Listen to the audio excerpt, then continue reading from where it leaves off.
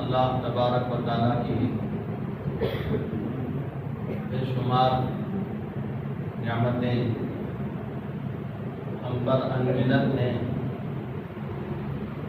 جن کا ہم احصاء نہیں کر سکتے، جن کو ہم شمار نہیں کر سکتے۔ ان بڑی بڑی نعمتوں میں سے اللہ تبارک و تعالیٰ نے جو نعمت ہمیں عطا فرمایا وہ دین اور دین کی محنت، ایمان اور ایمان کی محنت۔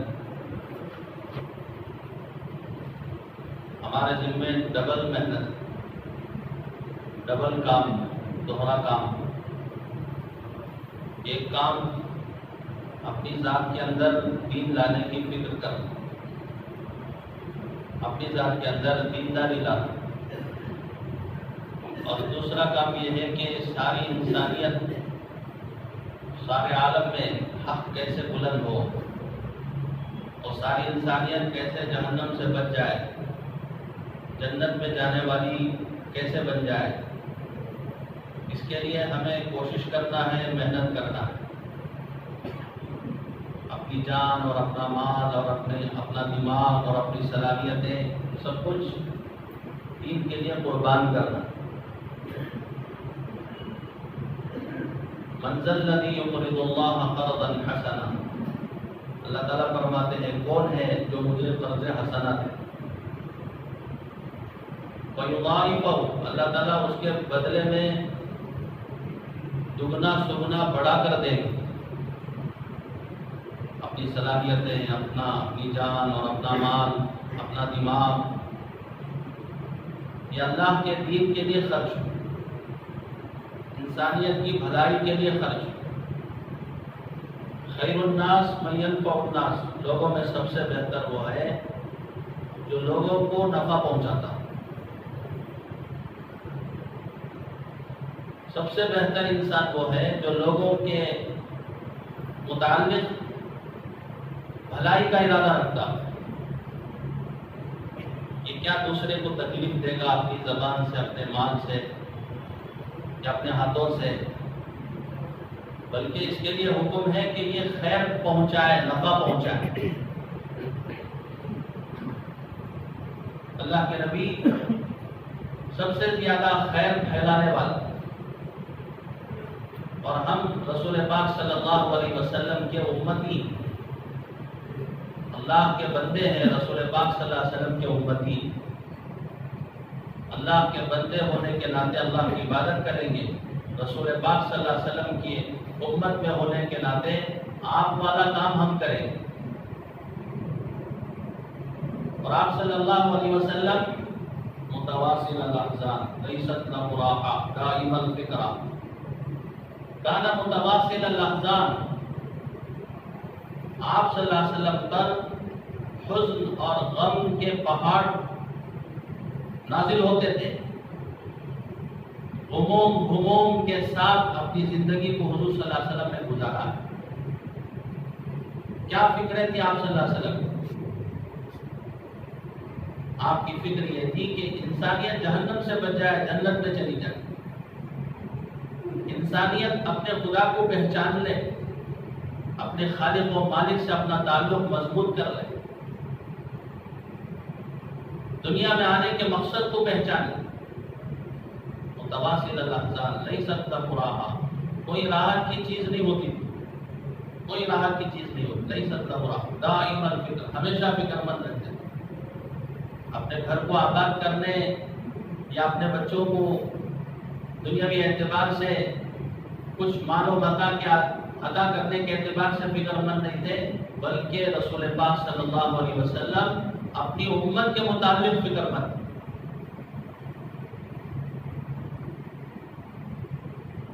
حشر کے میدان میں ساری انسانیت حضرت آدم علیہ السلام کے پاس جائے، حساب کتاب نہیں ہوگا، سارے انسان حضرت آدم علیہ السلام سے درخواست کریں گے، آپ اللہ سے گزارش کریں، درخواست کریں کہ حساب لے لے اللہ تبارک و تعالیٰ، بھلے ہمیں جہنم میں جانا پڑے، حساب تو لے۔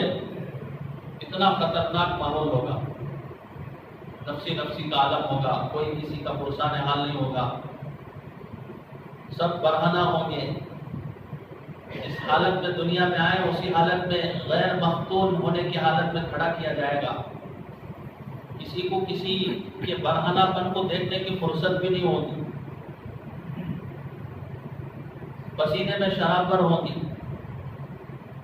حضرت آدم علیہ السلام کہیں گے کہ میرے سے چوک ہو گئی دنیا کے اندر.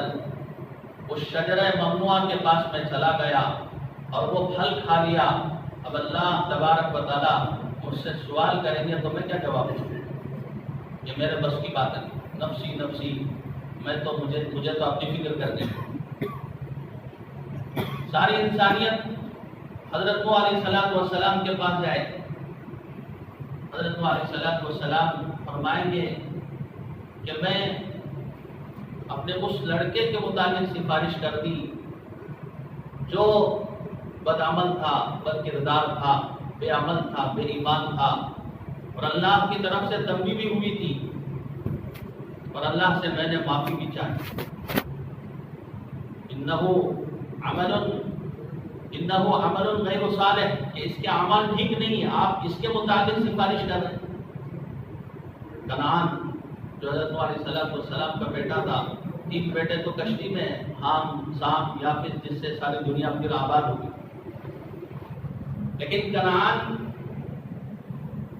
جب حضرت نوح علیہ السلام نے فرمایا یا بنی ارکب معنا ولا تکن مع الکافرین، بیٹا کشتی میں سوار ہو جا، نافرمان قوم میں سے نہ ہونا، تو بیٹے نے کہا سآوی الی جبل یعصمنی من الماء، میں قریب ایک پہاڑ کی چوٹی پر چڑھ جاؤں گا، وہاں سے میں اپنی حفاظت کر لوں.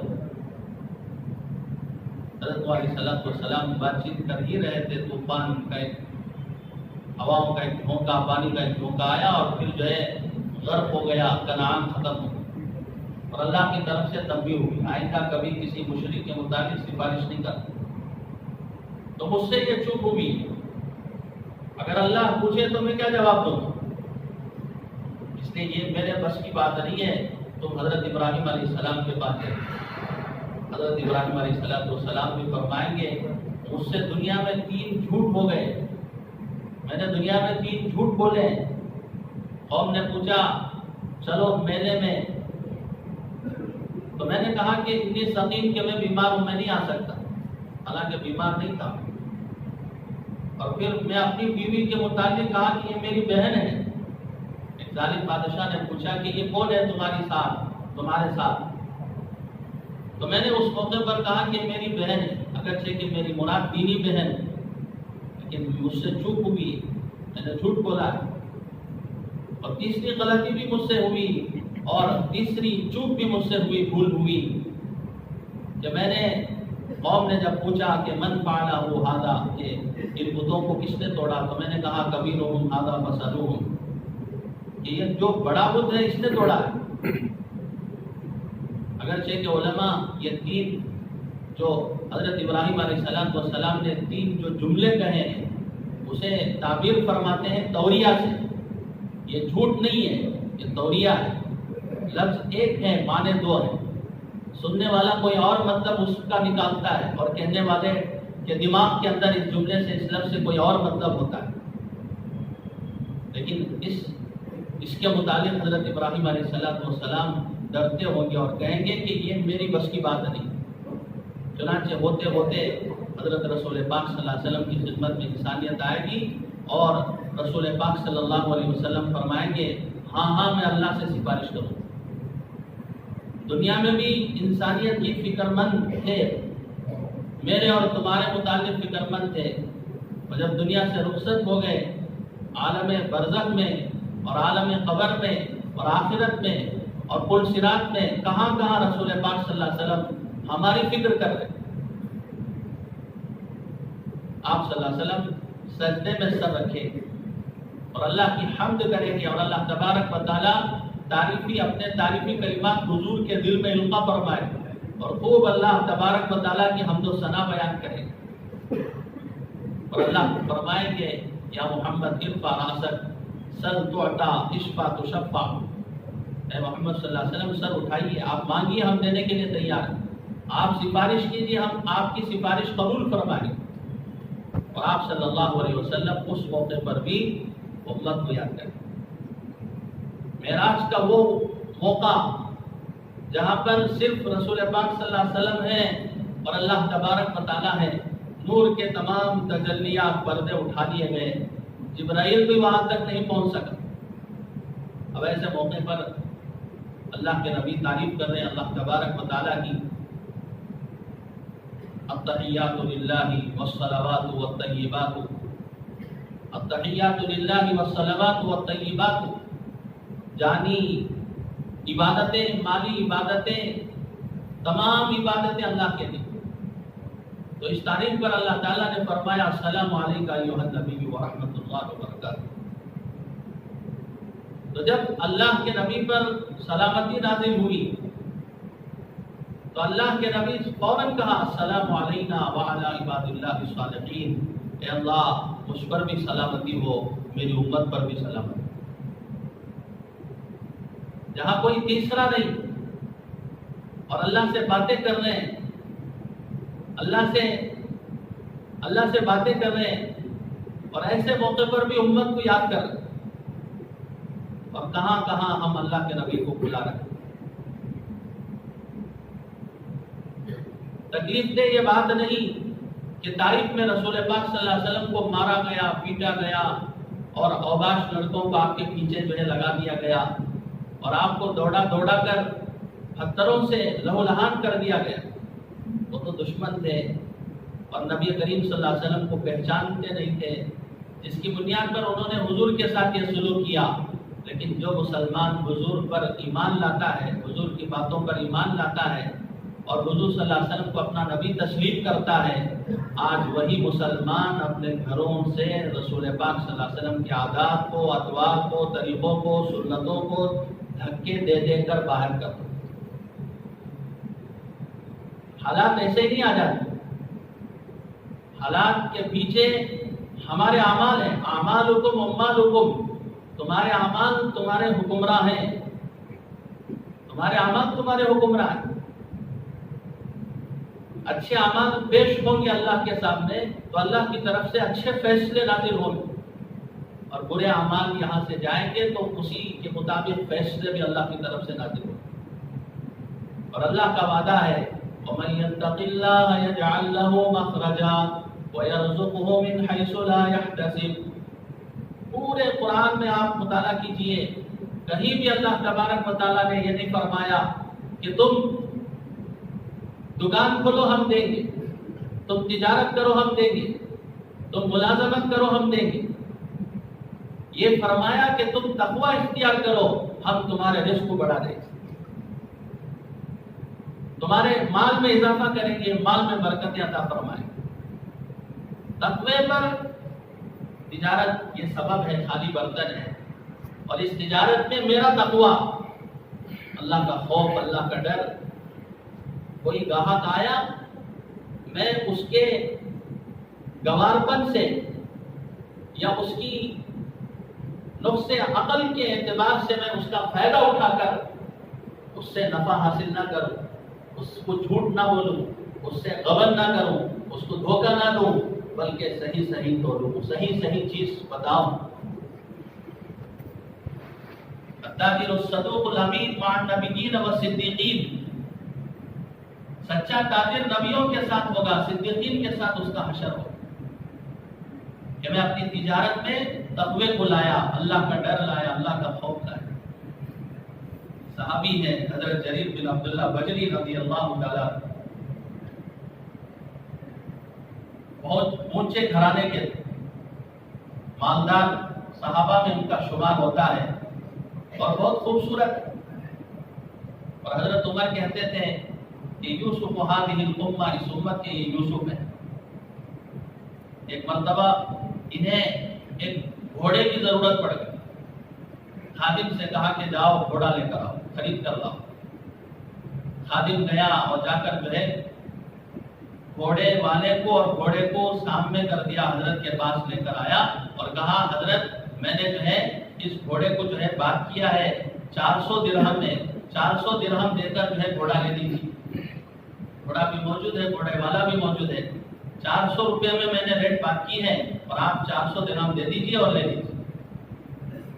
हजरत ने उस घोड़े को आगे पीछे देखकर कहा, भाई ये तो घोड़ा 500 रुपये का है, ये 500 रुपये का घोड़ा है। और फिर थोड़ी देर में कहने लगे, नहीं भाई ये तो 600 रुपये का है, 600 दिरहम का है। इस तरह बढ़ाते रहे और फिर 800 दिरहम में उस घोड़े को खरीद। लोगों ने कहा कि हजरत आप पैसा ज्यादा देंगे, आपको धोखा हो गया। तो हजरत ने फरमाया कि नहीं, मैं इस घोड़े की कीमत जानता हूं, मुझे परख है, मुझे इस घोड़े की परख है। मैं जानता हूं कि बेचारा देहाती घोड़े वाला, उसे खुद अपने माल की कीमत का अंदाजा नहीं। अगर मैं 800 दिरहम के घोड़े को 400 रुपये में ले लेता तो फिर मैंने रसूल पाक सल्लल्लाहु अलैहि वसल्लम के हाथ पर जो बैत की है कि मैं हर मुसलमान के हक में खैरखा बनकर रहूंगा, उसको मैंने तोड़ दिया। दुनिया में तो नफा मिल गया, लेकिन आखिरत में तो कुछ होगी। उसके अकल की कमजोरी का मैंने फायदा उठाया, उसके सीधेपन का मैंने फायदा उठाया, मुझे नहीं चाहिए। ये अल्लाह का खौफ, अल्लाह का डर, रसूल पाक सल्लल्लाहु अलैहि वसल्लम की बातों पर यकीन, और आपके हाथ पर जो बैत की है, वादा किया है, उसका पासो लिहाज। ईमान किसे कहते हैं? रसूल पाक सल्लल्लाहु अलैहि वसल्लम ने जो खबरें लाए हैं, जो बातें पेश की हैं, उन बातों पर बगैर मुशाहदे के यकीन करना, आप पर एतमाद करते हो। जन्नत को, जहन्नम को हमने देखा नहीं, कब्र को हमने देखा नहीं, कब्र के अज़ाबात को हमने देखा नहीं, लेकिन हमें यकीन है कि मरने के बाद कब्र का मसला है, आलम बरज़ख है। हमें यकीन है कि मरने के बाद जन्नत और जहन्नम का मसला है, हशर का मैदान है, पुल सिरात है। नेक काम के करने पर अल्लाह सिला देंगे, सवाब देंगे, और बुरे काम के करने पर मुझे जहन्नम में जाना पड़ेगा, और वो अल्लाह का जेल खाना है, और जेल खाना में जाना पड़ेगा। अजीब बात है कि अल्लाह तबारक व तआला ने मुसलमानों को जहन्नम हॉस्पिटल बनाया और मुशरिकीन और अल्लाह के नाफरमानों को जहन्नम बताया कि वो जेल खाना बनाया। मुसलमान के पास ईमान तो है, ईमान का वीजा लगा हुआ है, ईमान का पासपोर्ट है, लेकिन कुछ बीमारियां लगी हुई है अंदर से, कुछ गुनाह उसने कर लिया जिसकी वजह से यह बीमार आदमी है। किसी मुल्क को आप जाते हैं तो पहले टेस्टिंग करते हैं, मेडिकल चेकअप होता है, और अगर बीमार है तो हॉस्पिटल भेज दिया जाता है, और फिर इलाज होने के बाद आपको रवाना किया जाता है, उस मुल्क में जाने की इजाजत। ईमान है लेकिन साथ में गुनाह कर लिया, साथ में अल्लाह उसके रसूल को मैंने नाराज कर लिया, तो अब मैं बीमार हूँ और मुझे हॉस्पिटल में जाना पड़ेगा, और हॉस्पिटल में मेरा इलाज हो, और उस इलाज के बाद अल्लाह तबारक व तआला जन्नत में भेजे। और अजीब अल्लाह तबारक व तआला की मेहरबानी देखिए, मुशरिकीन और जितने भी अल्लाह के नाफरमान हैं, उन्हें जहन्नम में ना मौत होगी ना जिंदगी होगी, उन्हें तकलीफ महसूस होगी, लेकिन ईमान वालों को अल्लाह ताला जहन्नम में डालेंगे।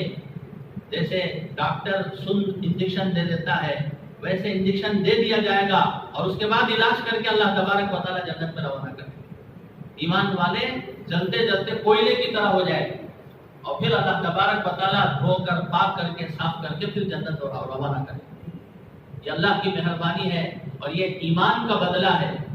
और जब जहन्नमी कोसेंगे कि हम भी जहन्नम में, तुम भी जहन्नम में, फिर तुम्हारा ईमान तुम्हें क्या काम दिया, तो अल्लाह तबारक व तआला की गैरत जोश में आएगी, और अल्लाह तबारक व तआला फरमाएंगे, फरिश्तों से कहेंगे जाओ जहन्नम में जिसके दिल के अंदर राई के दाने के बराबर भी ईमान का कुछ जर्रा भी हो, सूरज की शुआओं में जो जर्रे ऊपर गर्दिश करते हैं उसे कहते हैं जर्रा, जर्रा भी अगर ईमान का कुछ हिस्सा है उसे जहन्नम से उठाओ और जन्नत ले जाओ।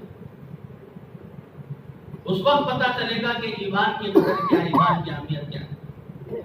एक बुजुर्ग एक शहर में दाखिल होना चाह रहे थे, हुदूद शहर पर जो दरवाजा होता है, सदर दरवाजा शहर के अंदर दाखिल होने का, वो दरवाजा बंद कर दिया गया।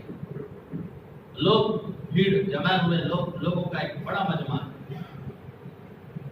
تو اس بزرگ کی حالت بالکل کپڑے پیمل شدہ اور پھر پیر میں چپل نہیں، بھوکے پیاسے نڈھال ہو کر پوچھنے لگے لوگوں سے کہ بھئی کیا ہو گیا، کیوں شہر کا دروازہ بند کر دیا گیا؟ لوگوں نے بتایا کہ اس شہر کے بادشاہ کا قیمتی پرندہ اڑ گیا ہے، اوپر فضا میں اڑ گیا. اس کو پکڑنے کے لیے بادشاہ کا آرڈر ہے کہ شہر کے جتنے بھی حدود میں جتنے بھی صدر دروازے ہیں سب کو بند کر دیا جائے تاکہ پرندہ ادھر سے ادھر نہ جا سکے. اب یہ سوچنے لگے کہ کتنا بیوقوف آدمی ہے، کتنا احمق ہے، پاگل ہے. پرندے کو پکڑنے کے لیے جال بچھائے تو پرندہ مل سکتا ہے، دروازوں کو بند کرے تو پرندہ تھوڑی ملے گا. اور یہ دل میں یہ خیال کرنے لگے یا اللہ یہ اتنا بڑا احمق پاگل ہے اور آپ نے اسے دنیا میں رکھا ہے، آپ نے اسے بادشاہت عطا فرمائی، سلطنت عطا فرمائی، اور میں آپ کو ماننے والا، آپ کا فرما بردار، اور میری یہ حالت پیر میں چپل نہیں اور پھر پھٹے پرانے کپڑے، بھوکا پیاسا. تو ندائی اللہ کی طرف سے اعلان ہوا اگر تم چاہتے ہو تو ہم تمہارا ایمان نکال کر اس کو دے دیں اور اس کی سلطنت لے کر تمہیں دے دیں، لیکن تمہیں ایمان نہیں ملے گا. اگر تم چاہتے ہو تو تمہارا ایمان ہم سلب کر لیں اور اس کو دے دیں اور اس کی سلطنت اور بادشاہت اور اس کا مال و متا تمہیں دے دیں. کیا تم راضی ہو؟ وہ بزرگ سجدے میں گر گئے. یا اللہ لمحے بھر کے لیے میں راضی نہیں. آپ نے ہمیں دنیا نہیں دیا، سلطنت نہیں دی، بادشاہت نہیں دی، کچھ نہیں دی، لیکن ایمان تو دے رکھا ہے. یہ بہت بڑی نعمت ہے آپ کی طرف سے. یا اللہ یہ میرے لیے کافی ہے. اسی لیے اللہ کے نبی دعا کرتے تھے اللہم امیتنی مسکینا واحینی مسکینا واحشرنی فی زمرۃ المساکین. یا اللہ مجھے مسکینی کی حالت میں زندہ رکھیے، مسکینی کی حالت میں موت عطا فرمائے، اور کل قیامت کے دن میرا حشر ہو مسکینوں کے ساتھ. میرے دوستو، اللہ کے نبی نے فرمایا میری امت کے لیے اس بات کا مجھے ڈر نہیں ہے کہ یہ غربت میں مبتلا ہو جائے گی، مال پیسہ کم ہو جائے گا. مجھے اس بات کا ڈر ہے میری امت کے متعلق انہیں دنیا دے دی جائے اور دنیا کے ریل پیل ہو جائے اور دنیا کی فراوانی ہو جائے اور دنیا کی وسعتیں دے دی جائے اور پھر دنیا میں ایسے مگن ہو جائے آخرت کو بھول جائے اور دنیا کرتے ہوئے دنیا سے رخصت ہو جائے. مجھے اس بات کا ڈر ہے جس طرح دنیا کی خواہشات پچھلے قوموں کو ہلاک و برباد کر دی، کہیں ایسا نہ ہو کہ میری امت کو بھی یہ حرص، یہ لالچ اور یہ دنیا کی محبت ختم نہ کر دے، ہلاک نہ کرے. ثعلبہ ایک شخص تھا، رسول پاک صلی اللہ علیہ وسلم کی خدمت میں آیا اور آ کر کہنے لگا اللہ کے نبی مجھے دعا فرما دیجیے کہ میرے مال میں برکت ہو جائے، مجھے کہیں سے پیسہ مل جائے. رسول پاک صلی اللہ علیہ وسلم نے فرمایا کیا تجھے تیرے نبی کا طریقہ، نبی کی عادت، نبی کی حالت تجھے پسند نہیں؟ 3 چاند نظر آ جاتے ہیں لیکن نبی کے گھر کے اندر چولہا نہیں تھا. وہ لوگ انڈے کھا کر نہیں ڈنڈے کھا کر کام کیے ہیں. آج ہمارے اکابر کہتے ہیں کہ بھئی کھاؤ، کام تو کرو، ہم اس پر بھی تیار ہیں. ڈنڈے کھا کر نہیں، انڈے کھا کر کم از کم کام کرو، اس کے لیے بھی ہم آمدہ ہیں. تو حضور صلی اللہ علیہ وسلم نے فرمایا کہ کیا تم میری حالت کو پسند نہیں کرتے؟ ایک صحابی آئے حضور کی خدمت میں کہنے لگے اللہ کے نبی آپ سے مجھے محبت ہے. تو آپ نے فرمایا سوچ سمجھ کر کہو. تو کہا کہ نہیں اللہ کے نبی آپ سے مجھے محبت ہے. تو آپ نے فرمایا پھر تیار ہو جاؤ، فقر و فاقہ ایسی تیزی کے ساتھ آئے گا جیسے پانی اوپر سے نیچے گرتا ہے تیزی کے ساتھ. تو صحابی نے کہا کہ اس کے لیے میں تیار ہوں. کیوں؟ اس لیے کہ اللہ کے نبی کی محبت مل گئی تو پھر اللہ کی معیت مل گئی اور دنیا اور آخرت سنور گئی. تو وہ ثعلبہ کہنے لگا اللہ کے نبی دعا فرمائے. اصرار پر رسول پاک صلی اللہ علیہ وسلم نے دعا کر ہوا کے نتیجے میں جانور کی تعداد بڑھ گئی، بکریاں بڑھ گئی. تو بکریاں بڑھ گئے تو پھر مدینے میں رہنا مشکل ہو گیا، مدینے سے باہر چلے گئے. پہلے تو 5 وقت کی نماز پڑھتے تھے، اب صرف دن کی نمازیں پڑھنے کے لیے آ رہے ہیں. فجر، مغرب، عشاء کی نماز آنے کے لیے تیار نہیں، کیوں؟ دور ہو گئے، رات کا اندھیرا ہے، آ نہیں سکتے مسجد نبی میں نماز پڑھنے کے لیے. اور پھر چند دنوں کے بعد وہ جو نمازیں تھیں 2 وقت کی نماز، دن کی 3 وقت کی، اسے بھی ختم کر دیا. پھر اس کے بعد کم از کم جمعہ کو آتے تھے اور جمعہ بھی ختم ہو گئی. ادھر مال میں اضافہ ہو رہا ہے اور ادھر اعمال میں کمی ہوتی جا رہی ہے. گناہوں کے ساتھ مال میں اضافہ یہ خطرے کی گھنٹی ہے. جھوٹ کے ساتھ مال میں اضافہ، غبن کے ساتھ مال میں اضافہ، دھوکے کے ساتھ مال میں اضافہ، یہ خطرے کی گھنٹی ہے. اور یہ نہ سمجھے کہ اللہ کی رحمتیں نازل ہو رہی ہیں، اللہ کی برکتیں نازل ہو رہی ہیں، بلکہ یہ ڈھیل دیا جاتا ہے، ڈھیل دیا جاتا ہے. جیسے جیسے مال میں اضافہ ویسے ویسے اعمال میں کم ہوتے گئے، کم ہوتے گئے، دور ہوتے گئے، دور ہوتے گئے. جمعہ کو بھی مشکل، جمعہ بھی چٹ ہو گئی، جمعہ بھی غائب. یہاں تک کہ رسول پاک صلی اللہ علیہ وسلم نے اپنے سفیر اسلام کو بھیجا تھا زکات کا مال وصول کرنے کے لیے. سفیر اسلام زکات کے مال کو وصول کرنے کے لیے گئے تو ثعلبہ کہنے لگا یہ زکات یہ تو جرم ہے، یہ تو جبر ہے، زبردستی کا لیا جا رہا ہے، یہ ٹیکس کی طرح لیا جا رہا ہے. الٹا اس نے اللہ کے ایک فریضے پر اعتراض کیا کہ یہ ظلم لیا جا رہا ہم سے. اسی لیے ہمیں حکم ہے کہ زکات کا پیسہ مستحقین تک خود جا کر پہنچا کے آؤ. آتو زکات فرمایا، زکات دو، یعنی کہ آئے تو دینا، جا کر تم پہنچاؤ، مالک بنا کے آؤ. تو اس نے کہنے لگا کہ نہیں، یہ تو جبر ہے، ظلم ہے، ٹیکس کی طرح، دیکھا جائے گا، بعد میں دوں گا. لوٹا دی. پھر دوبارہ سفیر آیا تو پھر دوبارہ سفیر جاتے ہوئے اس موقع پر بھی اس نے وہی کہا کہ جبر ہے، ظلم ہے، ہم دے نہیں سکتے. کارگزاری پہنچی رسول پاک صلی اللہ علیہ وسلم تو آپ صلی اللہ علیہ وسلم ناراض ہوئے، آپ کا چہرہ سرخ ہو گیا اور آپ نے فرمایا کہ ثعلبہ کے لیے ہلاکت ہے، ثعلبہ کے لیے ہلاکت ہے، ثعلبہ کے لیے ہلاکت ہے. ثعلبہ کے کچھ دوست افراد مجلس میں بیٹھے ہوئے تھے اور وہ بھاگے بھاگے گئے ثعلبہ کے پاس، جا کر کہنے لگے جاؤ رسول پاک صلی اللہ علیہ وسلم کے پاس جا کر فوراً توبہ کر لو، فوراً استغفار کر لو، توبہ کر لو، ورنہ تمہاری خیر نہیں، تمہارے لیے ہلاکت مقدر ہو چکی ہے. اب یہ بھاگے بھاگے آیا اور آپ کی خدمت میں آ کر اللہ کے نبی زکات کا پیسہ اسے قبول فرمایا. آپ نے چہرہ موڑ لیا. دوسری جانب سے آ رہا ہے، آپ نے چہرے انور ادھر کر لیا، دائیں آ رہا ہے تو بائیں آپ نے کر لیا، بائیں آ رہا ہے تو دائیں کر، آپ نے اس کے مال کو قبول نہیں کیا، یہاں تک کہ آپ کا فسان ہو گیا، آپ کی وفات ہو گئی. اللہ تبارک و تعالیٰ نے آیتیں نازل فرمائی، وَمِنْهُمْ مَنْ عَاهَدَ اللَّهَ لَئِنْ آتَانَا لَنَصَّدَّقَنَّ وَلَنَكُونَنَّ مِنَ الصَّالِحِينَ فَلَمَّا آتَاهُم مِّن فَضْلِهِ بَخِلُوا بِهِ وَتَوَلَّوْا وَهُمْ مُعْرِضُونَ. بعض لوگ ایسے ہیں جو ہم سے کہتے ہیں کہ یا اللہ ہمیں مال دے دیجئے، مال مل جائے تو ہم یوں کر لیں گے، یہ نیک کام کر لیں گے. ہم بھی کہتے ہیں نا جماعت میں جاؤ، تشکیل جب ہوتی ہے تو میں کیا کہتا ہوں، مال مل جائے تو انشاءاللہ دیکھا جائے، کچھ تقاضے ہیں وہ پورے ہو جائے، میری دنیا صحیح ہو جائے، اس کے بعد اللہ کا دین مضبوطی کے ساتھ کرو، میرا قرضہ چکا دے اللہ تبارک و تعالیٰ، تب دیکھا جائے گا.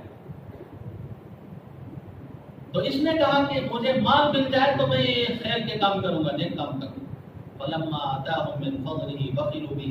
جب ہم مال انہیں دیتے ہیں، مالدار بناتے ہیں، تو اس مال میں وہ بخل کرتے ہیں اور اللہ کے حقوق ادا نہیں کرتے اور اللہ کے احکامات کو ادا نہیں کرتے، خرچ کرنے کی جگہ میں خرچ نہیں کرتے. فَعَاقَبَهُمْ نِفَاقًا فِي قُلُوبِهِمْ. اللہ نے ڈکلیئر کر دیا کہ ثعلبہ منافق ہے، ثعلبہ منافق ہے. یہ جو مال پیش کیا ہے، اپنے امیج کو صحیح کرنے کے لیے پیش کیا ہے، اسے اللہ کی رضا مطلوب نہیں ہے۔ اس کا نام جو لوگوں کے درمیان میں رسول پاک صلی اللہ علیہ وسلم نے جو کہا ہے کہ یہ کیا ہو گیا، ثعلبہ ہلاکت میں ہو گیا، ثعلبہ ہلاک ہو گیا، یہ جو نام میں کچھ فرق پڑ گیا، اس اپنے امیج کو درست کرنے کے لیے جو آیا ہے کہ اللہ اس کے رسول کو راضی کرنے کے لیے نہیں آیا ہے، اس کے دل کے اندر نفاق ہے، اللہ کے نبی نے اس کے مال کو قبول نہیں کیا۔ یہاں تک کہ حضرت عمر کے دور میں بھی ہر بار وہ حضرت عمر کو پیش کرتا رہا کہ میری طرف سے مال ہے، زکات کا آپ لے لیجیے، بیت المال میں جمع کر لیجیے۔ حضرت عمر رضی اللہ تعالیٰ عنہ کہنے لگے جس مال کو رسول اللہ نے نہیں دیا عمر کون ہو سکتا ہے؟ صدیق اکبر نے بھی نہیں دیا، حضرت عمر فاروق نے بھی نہیں دیا، حضرت عثمان غنی نے بھی نہیں دیا، یہاں تک کہ حضرت عثمان غنی رضی اللہ تعالیٰ عنہ کی خلافت کے زمانے میں وہ وفات پا گیا، مر گیا، نفاق کی حالت میں دنیا سے رخصت۔ آج میں کہتا ہوں کہ دنیا مل جائے، پیسہ مل جائے، دولت مل جائے، اللہ کو خوب یاد کروں گا، جماعتوں میں خوب جاؤں گا، گشتوں میں خوب جاؤں گا، لیکن ہمیں پتا نہیں کہ ملنے کے بعد میری حالت کیا ہو۔ ملنے کے بعد تو فرعون سے بدتر ہو جاؤں گا، قارون سے بھی بدتر ہو جاؤں گا، دماغ میرا سٹیا جائے گا۔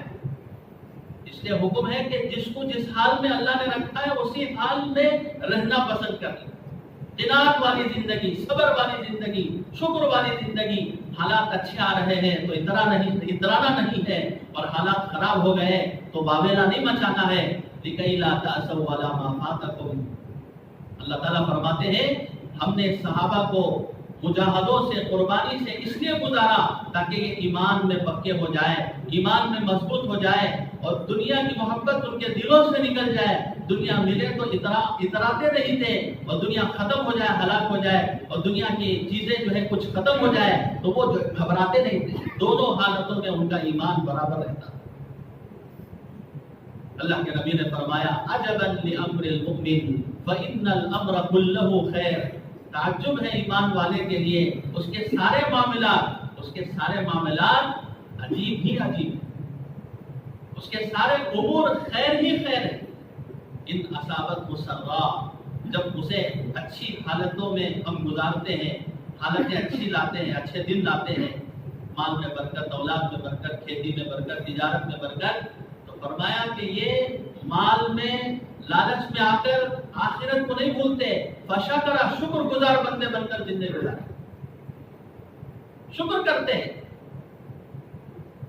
وَإِنْ أَصَابَتْهُ ضَرَّاءٌ، اور اگر انہیں کوئی تکلیف پہنچتی ہے، اچھے حالات نہیں آتے، بزنس میں کمی ہو گئی، تجارت میں گھاٹا پڑ گیا، حالات دگرگوں ہو گئے، مال میں، جان میں نقصان ہو گیا، وَإِنْ أَصَابَتْهُ ضَرَّاءٌ، جب کوئی تکلیف انہیں پہنچتی ہے، صبر کرتے ہیں، صبر کے ذریعے سے اللہ کو یاد کرتے ہیں، اور شکر کے ذریعے سے اللہ کو یاد کرتے ہیں۔ گاڑی کے جیسے دو پہیے ہیں، گاڑی منزل تک پہنچے گی، اسی طرح زندگی کے دو پہیے ہیں، ایک صبر اور ایک شکر۔ صبر سے اللہ کو خوش کرو، شکر سے اللہ کو خوش کرو۔ محمود آیات سے بڑی محبت کرتا تھا، اور دیگر جو مزرا تھے، خدام تھے، وہ جلتے تھے۔ تو محمود جو ہے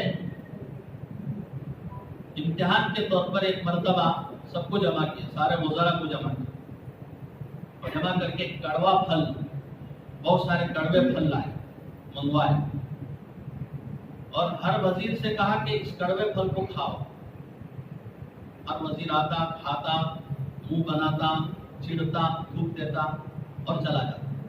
لیکن جب ایاز کا نمبر آیا تو اس کڑوے پھل کو ایسے کھایا کہ بادشاہ کو محسوس ہونے نہیں دیا کہ یہ کڑوا پھل ہے، وہ کھا لیا۔ لوگوں نے کہا، بادشاہ نے کہا کہ تجھے پتا ہے کہ یہ کڑوا پھل ہے اور تم نے ایسے کھایا جیسا کہ میٹھا پھل۔ تو ایاز نے کہا کہ زندگی بھر آپ میٹھی میٹھی چیزیں ہمیں کھلاتے رہے، ایک موقع کڑوا پھل آپ کی طرف سے مل گیا تو کیا میں ناراض ہو جاؤں آپ سے ناخوش ہو جاؤں، میں چہرہ بناؤں؟ نہیں، زندگی بھر آپ کی نعمتیں، میٹھے پھل ملتے رہے، آج ایک کڑوا پھل ملا ہے، یہ بھی میرے مالک کی جانب سے ملا ہے، اس لیے میں جو ہے اپنا چہرہ نہیں بنا. یہ مثال ہے سمجھانے کے لیے کتنی نعمتیں، کتنی راحتیں اور کتنی اللہ کی طرف سے میرے دوستوں نعمتیں راحتیں ہمیں ملی ہیں. اور کچھ حالات جب بگڑ جاتے ہیں تو سب سے پہلے یہ بندہ جس کو چھوڑتا ہے وہ اللہ کے تعلق کو چھوڑتا ہے اور نمازوں سے دوری اختیار کرتا ہے. حالانکہ حالات ڈال رہے ہیں آزمانے کے لیے. وَلَنَبْلُوَنَّكُمْ بِشَيْءٍ مِّنَ الْخَوْفِ وَالْجُوعِ وَنَقْصٍ مِّنَ الْأَمْوَالِ وَالْأَنفُسِ وَالثَّمَرَاتِ کہ ہم ضرور بھی ضرور تمہیں آزمائیں گے. وَلَنَبْلُوَنَّكُمْ ضرور بھی ضرور آزمائیں گے. جو جتنے درجے کے کلاس والا ہوگا اس کا امتحان بھی اسی طرح کا سخت ہوگا. سب سے زیادہ حالات کے شکار حضرات انبیاء علیہ السلام. سب سے بڑے بڑے امتحانات سے اللہ تبارک و تعالیٰ نے حضرات انبیاء کو گزارا ہے. معمولی بات ہے لندن میدان میں بیوی بچے کو چھوڑ دینا.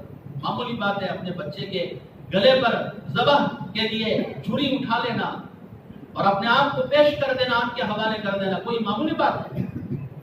کیسے بڑے سخت امتحانات. حضرت یوسف علیہ السلام جیل میں بند ہیں 9 سال تک، 80 سال تک یا 40 سال تک، 2 روایتیں ہیں، اپنے والد صاحب سے جدا رہے. اور بھائیوں کا یہ کرتوت تھا. حاسدین جو بھائی تھے اپنے خود سگے بھائی کو انہوں نے جو ہے حضرت یوسف سے جدا کیا. جیل کے اندر 9 سال تک رہے. اور پھر زلیخا نے تہمت لگائی، زنا کی تہمت لگائی گئی.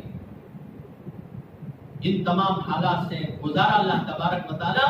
اچھوں کو، اپنے محبوب لوگوں کو اللہ تبارک و تعالیٰ حالات سے گزارتے ہیں تاکہ حالات میں ایمان ان کا جم جائے، ایمان کے اعتبار سے مضبوط ہو جائے اور کسی کا تاثر نہ لے، باطل کا تاثر نہ لے، دنیا کا تاثر نہ لے. کتب فی قلوبہم الایمان، ان کے دلوں میں ہم نے ایمان کو راسخ کر دیا.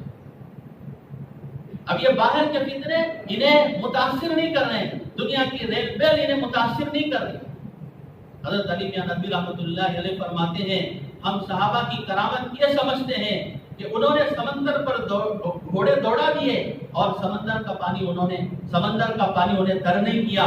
سمندر پر ایسے چل رہے ان کے گھوڑے جیسا کہ راستے پر چل رہے ہیں. اور ہم سمجھتے ہیں کہ سب سے بڑی کرامت صحابہ کی ہے. واقعی یہ کرامت ہے صحابہ کی. دشت تو دشت دریا بھی نہ چھوڑے ہم نے، بحر ظلمات پہ دوڑا دیے گھوڑے ہم نے. اور جب سمندر پر صحابہ کے گھوڑے چل کے آ رہے ہیں تو دشمنان اسلام نے دیکھ کر کہا دیو آمدن، دیو آمدن، یہ تو فرشتے ہیں، یہ تو دیوتا ہیں. حضرت علی میاں ندوی رحمۃ اللہ علیہ فرماتے ہیں اس سے بڑی کرامت صحابہ کی یہ تھی کہ دنیا کا ریل بیل تھا، دنیا کا سمندر بہہ رہا تھا اور صحابہ کا دامن تر نہیں ہوا. ان کے دل اغیار سے خالی تھے، ان کے دل دنیا کی محبت سے خالی تھے. ان کے جیبوں میں پیسے رہتے تھے، ان کے گھروں میں پیسے رہتے تھے، لیکن ان کے دل میں پیسے نہیں رہتے تھے، پیسوں کی محبت نہیں رہتی. اسی لیے علماء کہتے ہیں دنیا دار وہ نہیں ہے جس کے جیب میں یا بینک میں پیسے ہو، دنیا دار وہ ہے جس کے دل میں دنیا کی محبت. اس محنت کے ذریعے سے یہی چاہا جا رہا ہے، اس دعوت کی محنت کے ذریعے سے یہی چاہا جا رہا ہے کہ ہم مضبوط ہو جائیں ایمان اور یقین کے اعتبار سے.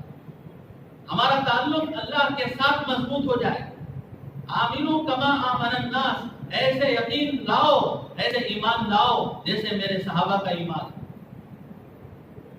ان کے اخلاق، ان کے کردار، محمدی معاشرت، محمدی معاملات، محمدی اخلاق، محمدی ایمانیات. حضرت خالد بن ولید رضی اللہ تعالیٰ عنہ ایک زہر لے کر، ایک شہزادہ تھا وہ پکڑا گیا اور اس کے پاس ایک زہر تھا اور ایک ڈبیا کے اندر وہ زہر جو ہے چھپا کے لایا تھا.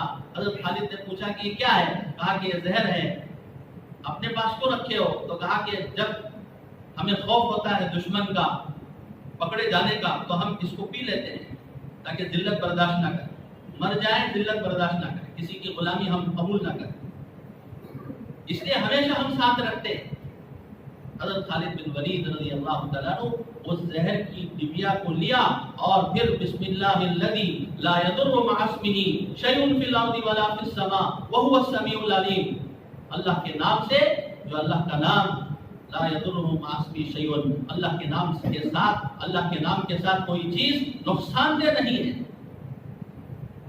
نہ آسمان میں نہ زمین میں۔ اللہ چاہیں گے تو ہوگا، اللہ نہیں چاہیں گے تو ساری دنیا چاہنے کے باوجود نہیں ہو سکے۔ اللہ کا غیر اللہ کے بغیر کچھ نہیں کر سکتا، اللہ اپنے غیر کے بغیر سب کچھ کر سکتے ہیں۔ یہ یقین حضرات صحابہ کے رگ و ریشے میں بسا ہوا تھا، اور اس زہر کی گڑیا کو انہوں نے پی لیا اور یہ دیکھتا رہ گیا، ارے یہ کیا ہوگا، یہ تو سب میں قاتل ہے، یہ تو پینے والا آج تک اس کا مزہ نہیں بتایا ہے، پینے والا تو دنیا سے رخصت ہوا ہے، اس زہر کو انہوں نے پی لیا لیکن ان کا کچھ بگڑا نہیں۔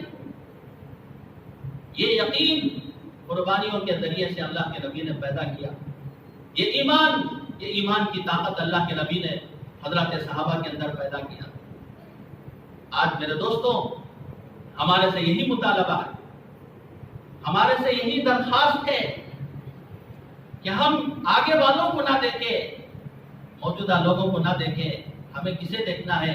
من کان مستنن فلیستن بمن قد مات۔ اگر تم کسی کی اقتدا کرنا چاہتے ہو، کسی کی پیروی کرنا چاہتے ہو، تو ان لوگوں کی پیروی کرو جو ایمان کی حالت سے دنیا سے رخصت ہو گئے۔ وہ حضرات صحابہ کی جماعت ہے، ابرهم قلوبا، اعمقهم علما، اقلهم تکلفا، اختارهم اللہ لدینہ ولصحبۃ نبیہ صلی اللہ علیہ وسلم۔ یہ میرے صحابہ ہیں جو ایمان کے اعتبار سے مضبوط، اللہ کی معرفت میں مضبوط، اللہ کے یقین میں مضبوط، اور ان کی زندگی سیدھی سادی، اقلهم تکلفا، گورنر بنے رہتے تھے لیکن سوکھا گوشت کھاتے تھے، اور چھپر کے گھر میں رہتے تھے اور سوکھی روٹی کھاتے تھے۔ گورنر رہنے کے باوجود اپنے کپڑوں کو خود دھو لیتے تھے، اور گورنر ہونے کے باوجود اپنا کھانا خود بنا لیتے تھے۔ حضرت عمر جانچتے تھے، گورنروں کے متعلق جاتے تھے اور دیکھتے تھے کہ گورنر بننے کے بعد، حاکم اور امیر بننے کے بعد ان کی زندگی میں کوئی فرق تو نہیں آ گیا۔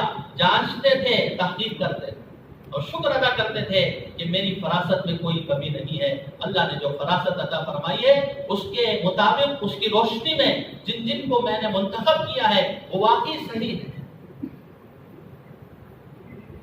مدینہ منورہ میں، مسجد نبوی میں مال کا ڈھیر جمع ہو گیا، صحت اتنا جمع ہو گیا کہ ادھر بیٹھنے والے کو اس طرف کا آدمی بیٹھا ہوا نظر نہیں آتا۔ اس دوران ایک صحابی کو کہیں سے ہیروں کی تھیلی مل گئی، اور وہ اس تھیلی سے خطاب کر کے کہہ رہے، اگر ایمان نہ ہوتا، آخرت کا ڈر نہ ہوتا، اللہ کے سامنے کھڑے ہونے کا خوف نہ ہوتا، تو میں تجھے ایسی جگہ چھپاتا کسی کو بتانا چاہتا، یعنی اس مال کو میں اپنے لیے استعمال کرتا، لیکن مجھے آخرت کا ڈر ہے، اللہ کا خوف ہے، کوئی نہیں دیکھ رہا، اللہ دیکھ رہا ہے، اس لیے میں چپ چاپ جا کر اس مال کے ڈھیر میں جمع کر رہا ہوں۔ یوں کہہ کر جو ہے انہوں نے تھیلی کو ایسے پھینک دیا۔ وَأَنْتُمُ الْأَعْلَوْنَ إِن كُنتُم مُؤْمِنِينَ، اللہ کا وعدہ ہے اگر تم سچے پکے ایمان والے ہو جاؤ، سربلندی تمہارے ہی لیے۔ یہ دنیا کی تمام ساری چیزیں، سورج اور چاند اور ہوا، یہ تمام چیزیں آپ کے لیے ہم نے مسخر کی ہیں، اور تمہارا کام یہ ہے کہ اللہ کی عبادت کرے، اللہ کی مرضیات کو تلاش کرے، اللہ سے اپنا تعلق مضبوط کرے، اور آنے والے بڑے امتحان آخرت کے لیے دنیا ہی میں تیاری کرے۔ الدنیا خلقت لکم وانتم خلقتم للآخرہ، دنیا تمہارے لیے پیدا ہم نے کیا ہے، دنیا کی تمام چیزیں تمہارے لیے ہیں، اور تمہیں دنیا کے لیے نہیں ہے، تمہیں تو ہم نے آخرت کے لیے بنایا۔ جگہ جی لگانے کی دنیا نہیں ہے، یہ عبرت کی جا ہے، تماشا نہیں ہے، یہ عبرت کی جگہ ہے، تماشا نہیں ہے۔ حالات کیسے کیسے آئے، حالات سے ماشاءاللہ افاقہ ہم پا لیے۔ کرونا آیا، لوگوں کی سسکیوں کو ہم نے دیکھا، لوگوں کے تڑپنے کو ہم نے دیکھا، جنازوں کے جنازے لائن میں کھڑے ہو کر دفن کرنے کے لیے وقت نہیں ہے، بچے اپنے ماں باپ کے قریب جانے کے لیے تیار نہیں ہے۔ کیسے کیسے حالات سے ہم گزرے۔ یہ دنیا جگہ جی لگانے کی دنیا نہیں ہے، یہ عبرت کی جا ہے۔ اگلا گرا تو پچھلا ہوشیار، اگلا گرا تو پچھلا ہوشیار۔ وہ چلے گئے، دنیا سے رخصت ہو گئے، ہم بچے ہوئے ہیں۔ ہماری زندگی اللہ نے دوبارہ دی ہے۔ کیوں دی ہے؟ دوبارہ کھیتی کرنے کے لیے، دوبارہ تجارت کی منڈیوں کو بڑھانے کے لیے، ایک امانت ہے دین، ایک امانت ہے ہمارے پاس، اللہ کے نبی دے کر گئے ہیں، بلغوا انی ولو آیا، مجھ سے ایک حدیث بھی پہنچی ہے تمہاری طرف تو اس ایک حدیث کو بھی تمہارے لیے ضروری ہے کہ دوسروں تک پہنچائے۔ 10,000 صحابہ کی قبریں مکہ مدینے میں ہیں اور بقیہ صحابہ کہاں چلے گئے؟ بقیہ صحابہ کہاں پھیل گئے؟ ساری دنیا میں پھیلے اور ایک ہی نیت تھی اور یہ اعلان کرتے تھے انی مومن مہاجر مجاہد، میں ایمان والا ہوں، میں ہجرت کرنے والا ہوں اور میں اللہ کے راستے میں قربانی دینے والا ہوں، کونوا مثلنا، ہماری طرح ہو جاؤ۔ آج ہمارے پاس دین کہاں ہے؟ کیسٹ میں، سی ڈی میں، فیس بک میں، کتابوں میں، نقوش میں ہے۔ زندگی میں دین کہاں ہے؟ زندگی میں اسلام کہاں ہے؟ یہ چلتا پھرتا اسلام حضرات صحابہ نے ایجاد کیا، دعوت کی محنت سے چلتا پھرتا اسلام زندہ ہو جائے، میرے اندر اخلاق، میرے اندر معاملات، میرے اندر معاشرت۔ آج سمجھتے ہیں کہ بھئی دین کسے کہتے ہیں؟ نماز پڑھ لیا، روزہ رکھ لیا، زکات دے دیا، حج کر لیا، ماشاءاللہ اللہ کا ولی بن گیا۔ کیا بن گیا؟ نماز پڑھ لیا، ذکر کر لیا، ٹوپی پہن لیا، حج کر لیا، عمرہ کر لیا، زکات دے دیا، رمضان کے روزے رکھ لیا تو ہو گئی چھٹی، ہو گئی چھٹی۔ یہ تو صرف عبادات کا دین ہے۔ دین کو ہم نے ایسے سمجھا جیسا کہ کچھ اندھوں نے یہ کوشش کی کہ بھئی دیکھنا چاہیے ہاتھی کیسے ہوتا ہے، اب دیکھیں گے کہاں، ان کو تو آنکھ نہیں ہے، محسوس کریں گے ہاتھ سے چھو کر، دماغ لڑا کر ہاتھی کیسے ہوتا ہے۔ تمام اندھے ہاتھی کے پاس چلے گئے، کوئی ہاتھی کا پیٹ چھو رہا ہے، کوئی ہاتھی کا دم چھو رہا ہے، کوئی ہاتھی کے پیر پکڑ رہا ہے، کوئی ہاتھی کا سونڈ پکڑ رہا ہے۔ اب اس کے بعد ان اندھوں سے پوچھا گیا بتاؤ ہاتھی کیسے ہوتا ہے۔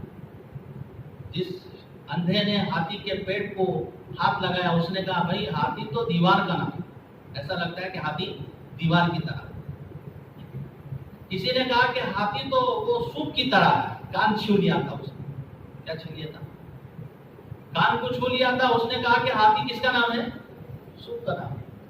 اور کسی نے دم چھو لیا تھا، اس نے کہا کہ ہاتھی تو ایک رسی کا نام ہے۔ کسی نے پیر چھو لیا تھا، اس نے کہا ہاتھی تو بس وہ ایک ستون کا نام ہے۔ جس طرح مختلف اندھے ہاتھی کا رپورٹ پیش کیے، کسی نے دیوار سے تشبیہ دی، کسی نے رسی سے تشبیہ دی، کسی نے ستون سے تشبیہ دی، ایسے ہی ہم دین کے اندھے دین کو سمجھ رہے ہیں۔ دین صرف تسبیح کا نام، ذکر کا نام، عبادت کا نام۔ عمرے پر عمرے کر رہا ہے، لوگوں کا پیسہ ڈبو رہا ہے، لوگوں کو دھوکہ دے رہا ہے، قرضہ دینے کے لیے پیسہ نہیں، عمرے پر عمرے، حج پر حج، پہلی صف میں تکبیر اولا کا پابند، لیکن محلے والے اس سے پریشان ہیں، گھر والے اس سے پریشان ہیں۔ جب یہ آتا ہے تو کہتے ہیں کہ بلا آ گئی، ایسے غصے میں آتا ہے، باہر تو بلی اندر شیر، اور سارا غصہ کس پر دکھاتا ہے؟ اپنی کمزور بیوی پر، اپنی اولاد پر۔ حضرت عالمگیر رحمۃ اللہ علیہ کے زمانے میں ان کے جو استاد تھے ملا جیون رحمۃ اللہ علیہ، اور ملا جیون حضرت عالمگیر کے استاد سے بہت قدر کرتے تھے، حضرت عالمگیر رحمۃ اللہ علیہ ملا جیون۔ تو ملا جیون ایک مرتبہ عالمگیر کے پاس آ کر کہنے لگے کہ حضرت آپ ایک فوج کا دستہ میرے گھر روانہ کیجیے۔ عالمگیر رحمۃ اللہ علیہ نے پوچھا کہ بھائی کیوں؟ کہا کہ آپ بھیجیے تو صحیح۔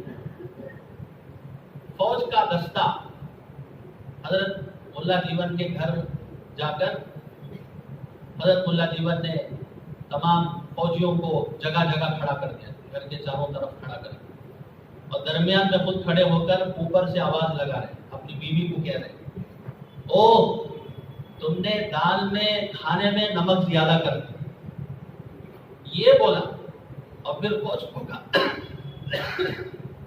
فوج سے کہا کہ تم جاؤ، بس تمہارا کام ہو گیا۔ یعنی اپنی بیوی کو اتنا جملہ بولنے کے لیے اتنی نگرانی فوج کی. اور کون ہے؟ عالمگیر رحمت اللہ علیہ کے استاد. اور اپنی بیوی کے ساتھ ایسا سلوک. اور مریدین کہتے کہ حضرت طلاق دے دو نا، عورتیں بہت زیادہ ہیں. تو حضرت کہتے کہ وہ طلاق دے کر کسی اور کے ساتھ وہ نکاح کرے گی، اس کے ساتھ بھی تو وہی زیادتی کرے گی. اس سے بہتر یہ ہے کہ میں ہی اپنے نکاح میں اس کو رکھ لوں اور سہ لوں، تعامل کے ساتھ زندگی گزاروں، صبر کے ساتھ.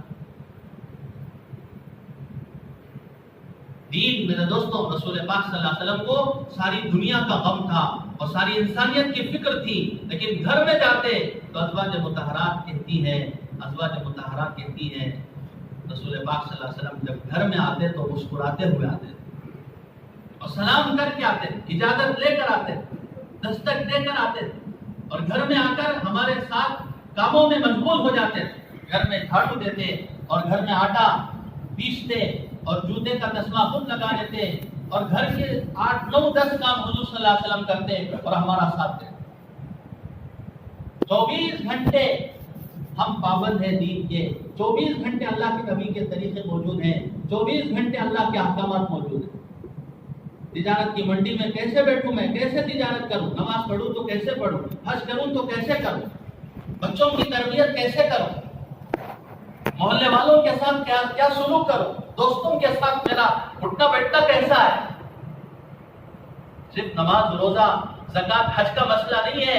24 گھنٹے والی زندگی کو اللہ کے احکامات کو زندہ کرنا ہے، نبی کریم صلی اللہ علیہ وسلم کی سنتوں کو زندہ کرنا ہے. حضرت منظور نعمانی رحمت اللہ ہے، حضرت کے پڑوس میں ایک ہندو رہتا تھا اور بات چیت ہوتی رہتی تھی، خیر خوبیت ہوتی رہتی تھی. تو پڑوس سے ایک مرتبہ جو ہے رونے کی آواز آئی. تو تحقیق کرنے پر پتہ چلا کہ گھر کے اندر لڑکی کا رشتہ طے ہوا تھا اور لڑکے والوں نے یعنی غیر لڑکے والوں نے رشتہ جو ہے توڑ دیا. اور اس پر جو ہے گھر کا ہر پر رو رہا. رشتہ اس لیے توڑا کہ اس لڑکی کی کوئی ماں نہیں، ماں کا انتقال ہو گیا، اس لیے جو ہے ایسے گھر میں اپنے لڑکے کا رشتہ کرنا غیروں کے نزدیک وہ منحوس سمجھتے ہیں کہ جس کی جو ہے ماں کی وفات ہو چکی ہے. تو حضرت کو جب یہ بات معلوم ہوئی تو حضرت سوچنے لگے کہ بھئی ہم کیا کر سکتے، کیا نفع پہنچا سکتے. تو حضرت سوچتے سوچتے اپنی بیوی سے کہا کہ تم جاؤ، جا کر ان کی مستورات سے تم بات کرو. اور حضرت خود تشریف لے گئے، جو دولہا کا جس کا رشتہ طے ہوا تھا، لڑکے والوں کے گھر خود حضرت تشریف لے گئے اور لے جا کر ان کو ایسے سمجھایا. دیکھو موت کسی کے قبضے میں نہیں، موت اس لڑکی کے قبضے میں نہیں ہے کہ اس کی ماں دنیا سے رخصت ہو گئی، وفات پا گئی، تو پھر لڑکی کا اس کے اندر کیا قصور ہے. تو رشتہ طے کر کے پھر توڑنا یہ اچھی بات نہیں. ایسے سمجھایا کہ وہ راضی ہو گئے اسی گھر کے اندر اپنے لڑکے کو دینے کے. اور جب آ کر حضرت نے خوشخبری سنائی کہ وہ لڑکے والے آ رہے ہیں تمہاری لڑکی سے نکاح کرنے کے لیے، شادی کرنے کے لیے، تو وہ گھر والے خوش ہو گئے. اور پکا برہمن تھا، پکا پجاری تھا، اور وہ دوسرے دن اس کو دیکھا گیا گھر کے اوپر وہ روزانہ سورج کو نمستے کرتا ہے، سورج کی طرف رخ کر کے. اب کی مرتبہ بجائے سورج کی طرف رخ کرنے کے حضرت کے گھر کی طرف کر کے ایسے جو ہے حضرت کے گھر کو جو ہے احترام اور اکرام کی نظر سے دیکھا. آج میرے دوستوں ہمارے اخلاق کی کمی ہے جس کی وجہ سے دین اسلام لوگوں کو سمجھ میں نہیں آ رہا ہے. لوگ ہماری زندگیوں کو دیکھ رہے ہیں، ہمارے اخلاق کو دیکھ رہے ہیں، ہمارے کردار کو دیکھ رہے ہیں. ترکت فیکم امرین لن تضلوا ما تمسکتم بہما، رسول پاک صلی اللہ علیہ وسلم نے فرمایا 2 بھاری چیزیں میں چھوڑ کے جا رہا ہوں، ہرگز تم گمراہ نہیں ہوں گے جب تک اس پر عمل تم کرتے رہو.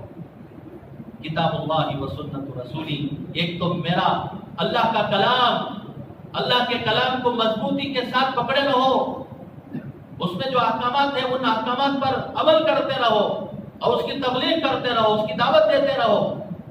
اور دوسری چیز فرمایا کہ میری سنتوں کو زندہ کرو.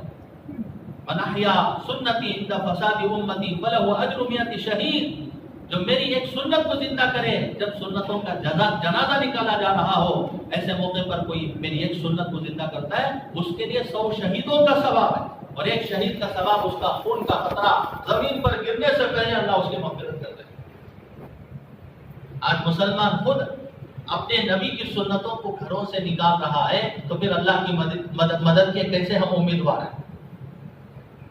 یہ دعوت کی محنت، اس کے ذریعے سے میرے دوستو لوگ غفلت سے نکل رہے ہیں، لوگ اپنی جہالت سے نکل رہے ہیں، جاہلیت ختم ہو رہی ہے۔ کتنے لوگ ماشاءاللہ راہ خدا میں چل کر انہیں ان کی زندگی سمجھ میں آئی، کہاں میں نے زندگی گزار دی، کہاں میں نے زندگی کو ضائع کر دی، اور توبہ استغفار کرتے ہیں اور پھر اللہ کے راستے میں اپنی جان اور اپنا مال لگاتے ہیں۔ ایک اللہ کی طرف سے یہ امانت ہے، دین اور دین کی محنت امانت ہے، اور امانت والوں کے لیے حکم ہے ان اللہ یامرکم ان تؤدوا الامانات الی اہلھا، کہ امانتیں تمہارے پاس ہیں تو امانتیں دوسروں تک پہنچاؤ، امانتیں دوسروں تک پہنچاؤ۔ حضرت مولانا الیاس رحمۃ اللہ علیہ فرماتے تھے کہ اگر اس کام کے اندر جو اللہ نے برکتیں رکھی ہیں، اس کام کے اندر جو خیر رکھا ہے، اگر اللہ بتا دے، ظاہر کر دے، تو پھر میرے دوستو کوئی جیے گا نہیں، خوشی کے مارے سب مر جائیں، لیکن اللہ نے اس پر پردہ ڈال دیا۔ معمولی ایک گشت ہے، اس کے اندر کتنی طاقت ہے ہمیں کوئی اندازہ نہیں، ایک سیروزہ ہے اس کے اندر کتنی طاقت ہے ہمیں اندازہ نہیں، ایک چلہ ہے اس کے اندر کتنی طاقت ہے ہمیں اندازہ نہیں۔ ہمیں تو حکم ہے کہ کرتے رہو، اور اللہ تبارک و تعالیٰ نتیجہ نکالیں گے، نتیجہ دکھائیں گے۔ کسان محنت کرتا ہے، زمین کو نرم کرتا ہے، اور پھر ماشاءاللہ اس کے اندر بیج بوتا ہے، اور ایک زمانہ آئے گا کہ ماشاءاللہ بنجر زمین آباد ہو گئی، ہری بھری ہو گئی، سب جو شاداب ہو گئے۔ اصحاب کہف 7 یا 8 نوجوان تھے، انہم فتیۃ آمنوا بربہم وزدناہم ہدی وربطنا علی قلوبہم اذ قاموا۔ اللہ تعالیٰ فرماتے ہیں کہ وہ چند نوجوان جنہوں نے ہم پر ایمان لایا، اور جب وہ ہمت کر لیے، کھڑے ہو گئے، تو ہم نے ان کے دل کو مضبوط کر لیا۔ دل کی مضبوطی کب ہوگی؟ کسی خیر کی طرف مضبوطی، کسی عمل کی طرف مضبوطی کب ہوگی؟ جب بندہ بھی اپنی طرف سے نیت کرے، میں چلنے کے لیے تیار نہیں ہوں، میں عمل کرنے کے لیے تیار نہیں ہوں، تو اللہ توفیق نہیں دے۔ بچہ 1-2 قدم آگے بڑھتا ہے تو ماں جو ہے اسے گرنے نہیں دیتی، لپک کے اسے اٹھا لیتی ہے، لیکن بچہ 1-2 قدم آگے بڑھا ہے۔ ہمارا کام نیت کرنا، ہمارا کام میرے دوستوں اللہ سے مانگنا، اور جتنا کہا گیا ہے اس پر عمل کرنا، اور آگے اللہ کی طرف سے راہیں کھولتے ہیں۔ والذین جاہدوا فینا لنہدینہم سبلنا، جو ہمارے راستے میں قربانی دیتا ہے اس کے لیے ہم راستے کھولیں۔ تو اصحاب کہف غار کے اندر جا کر سو گئے، غار کے اندر جا کر اپنے ایمان کی حفاظت کے لیے سو گئے، اور اصحاب کہف کا کتا باہر ان کے ساتھ لگ گیا۔ اچھوں کے ساتھ، اچھوں کی صحبت جب ہو جاتی ہے تو برا آدمی بھی اچھا ہو جاتا ہے۔ ادھر کنعان اوباشوں کے ساتھ لگ گیا، نافرمانوں کے ساتھ لگ گیا تو ہلاک و برباد ہو گیا، اور ادھر ایک کتا اصحاب کہف کے ساتھ لگ گیا۔ کل قیامت کے دن، کل انشاءاللہ جنت میں اسے انسانی شکل دے کر جنت میں اللہ تبارک و تعالیٰ اس کو روانہ کرے گا، اچھوں کی صحبت کی وجہ سے۔ تو اصحاب کہف غار کے اندر اس حال میں گئے کہ کفر کا ماحول تھا، اللہ کا نام لینا جرم تھا، اللہ کا نام لینا جرم تھا، پوری جگہ کفر کا ماحول تھا۔ اس حال میں اصحاب کہف جو ہے غار کے اندر جا کر سو گئے۔ 309 سال کے بعد اللہ نے انہیں اٹھایا، اور 309 سال کے بعد جب باہر جاتے ہیں تو ایمان ہی ایمان ہے، اسلام ہی اسلام ہے، اور وحدانیت ہی وحدانیت۔ سارا علاقہ ماشاءاللہ سرسبز و شاداب، صرف ایمان کی حفاظت کے ساتھ اور اپنے ایمان کو بچاتے ہوئے غار کے اندر جا کر سو گئے۔ میرے دوستوں، اگر ہم محنت کریں اور پھر حرکت میں آئیں، اور پھر ماشاءاللہ جگہ جگہ اور علاقہ علاقہ، شہر در شہر ہم جائیں اور قربانی کے ساتھ جائیں، دیکھیے حق بات قربانی کے ساتھ پہنچتی ہے۔ حق کی آواز تو ساری دنیا میں ہے، لیکن قربانی نہ ہونے کے نتیجے میں وہ بے نتیجہ ہے۔ تبلیغ کے اندر، دعوت کے اندر یہ ہے کہ حق کی آواز قربانی کے ساتھ پہنچائی جاتی ہے، تو پھر ماشاءاللہ دلوں میں اتر جاتی ہے۔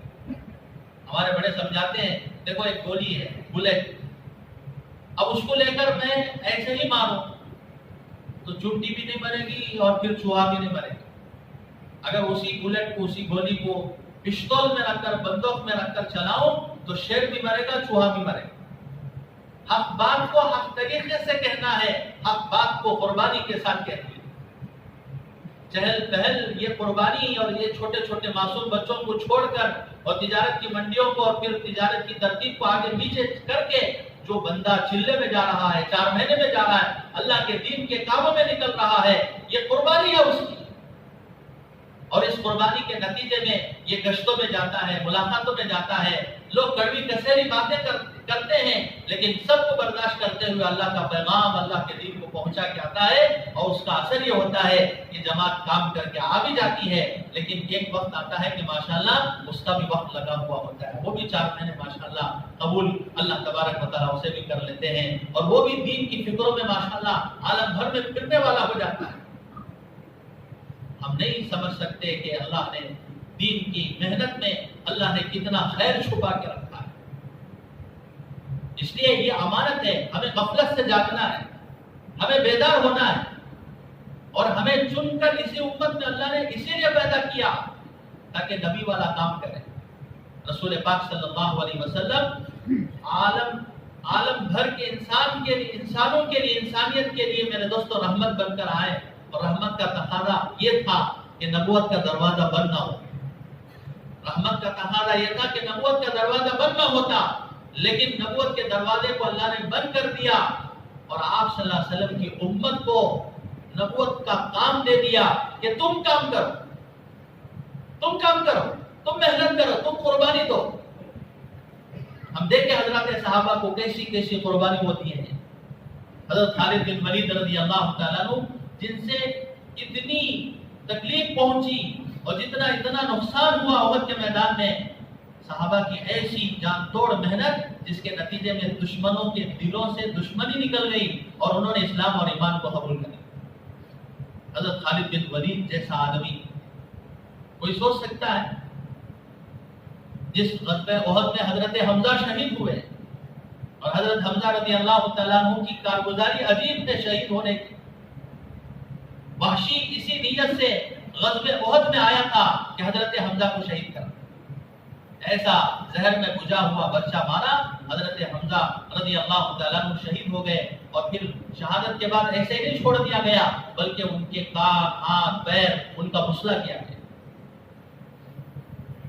اور آپ صلی اللہ علیہ وسلم اتنا روئے ہیں، اور آپ صلی اللہ علیہ وسلم کسی پر اتنا نہیں روئے ہیں۔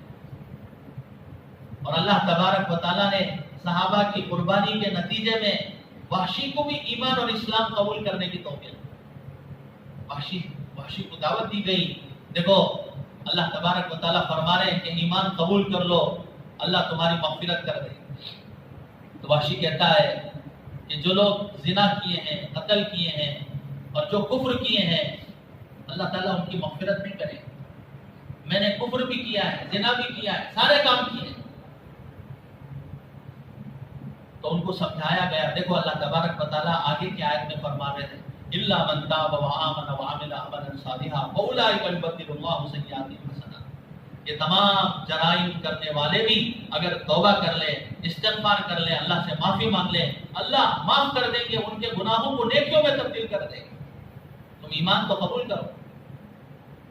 تو وحشی کہتا ہے الا من تاب وآمن وعمل عملا صالحا۔ دیکھو ایک بڑی شرط اللہ نے لگا دی، اعمال صالحہ کے ساتھ میں زندگی گزاروں، ایسا نہیں ہو سکتا۔ گناہوں کی عادت پڑی ہوئی ہے، میرے سے ہو سکے گناہ جو ہے ہو جائے، اور جب گناہ ہو جائے تو پھر سارا ایمان بیکار ہو جائے گا، پھر ایمان لانے کا فائدہ کیا ہے؟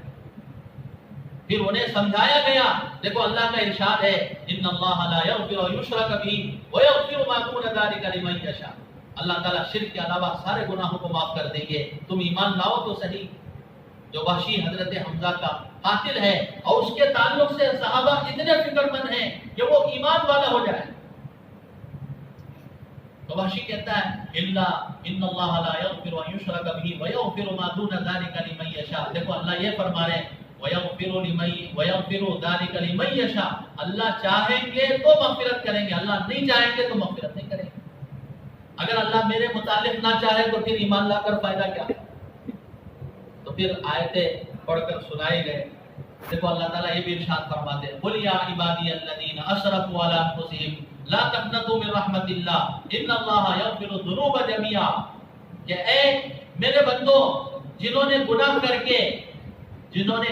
کے اپنے نفوس پر اپنے حالت پر ظلم کیا ہے وہ مایوس نہیں ہونا. لا تقنطوا من رحمت اللہ، اللہ کی رحمت سے مایوس نہیں ہونا. اس لیے کہ اللہ تبارک و تعالیٰ یغفر الذنوب جميعا، سارے ہی گناہوں کو معاف کر دے.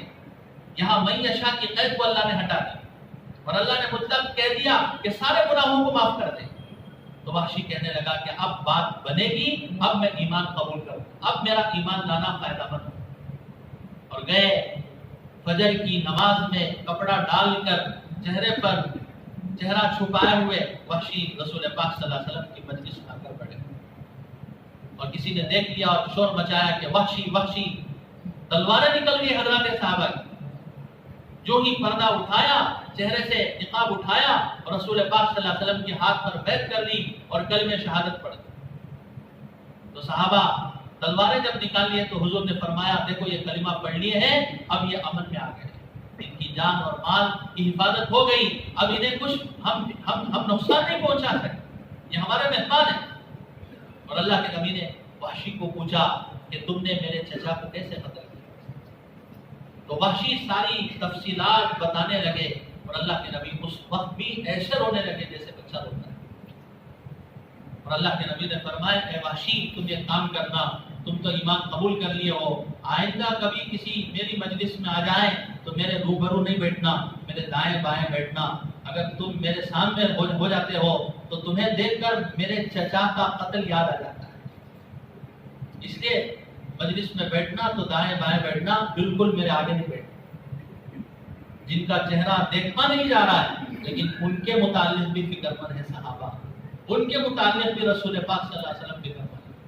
آج ہمارے پڑوسی کتنے محلے میں ایسے ہیں جو برس رہ رہے ہیں اس محلے کے اندر، کبھی ان کے تعلق سے ہمیں کوئی فکر نہیں، کبھی ان کے نماز کے تعلق سے فکر نہیں، کبھی ان کے گھر نہیں گئے، ہم دروازے پر نہیں گئے، دستک نہیں دیے کہ بھائی کیا ہو، کیسا حال ہے. اور کبھی ہم نے ان کی تشکیل نہیں کی سیروتا، کبھی ہم نے ان کو نماز کی طرف نہیں بلایا. ہمارا ایمان